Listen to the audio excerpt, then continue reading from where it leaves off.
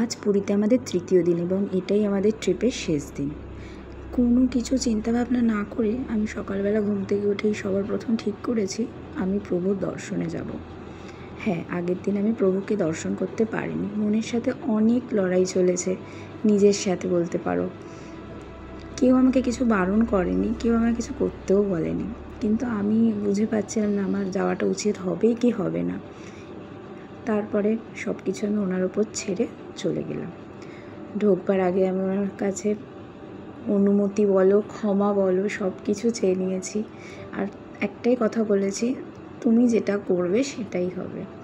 আর সত্যি বলতে সেটাই হয়েছে। হয়তো প্রথম দিন গেলেও আমি এত ভালো দর্শন পেতাম না, যতটা ভালো দর্শন আমি নিজের মনের দ্বিধা কাটিয়ে উঠতে যে সময়টা লেগেছে তারপরে যেতে পেরেছি। আমি মনে করি যে এতদিন অন্তত মনে করতাম যে কিছু কিছু সময় আমাদের ঠাকুরের কাছে যাওয়া উচিত না, কিন্তু তারপর সবটা আমি ওনার ওপর ছেড়ে দিলাম। ওনার থেকে বড় কিছু আমার কাছে নেই। আর সত্যি বলতে সেদিনের দর্শনটা আমার এত ভালো হয়েছে, এত কাছে, এতক্ষণ ধরে হয়েছে, এরকমভাবে দর্শন আমার আগে কোনো দিনও হয়নি। জয় জগন্নাথ। আমার সব কিছু আমি ওনার হাতে ছেড়ে দিয়েছি, ভালো মন্দ সবটা উনি বিচার করবে। দর্শন সেরে আমরা চলে আসছিলাম। সেদিন বলার মতো সত্যিই কিছু নেই, কারণ এই পুরী থেকে ফেরার দিনে আমার খুব মন খারাপ করে। আর বাবিকে একটু নিয়ে গেছিলাম সমুদ্রের পাড়ে, কারণ ওরও মন খারাপ করছিল।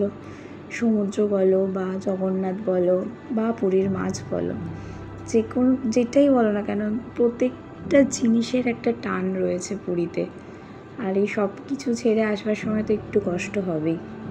আমারও হচ্ছিল, বাবিরও হচ্ছিল, এমনকি আমাদের সকলের হচ্ছিল।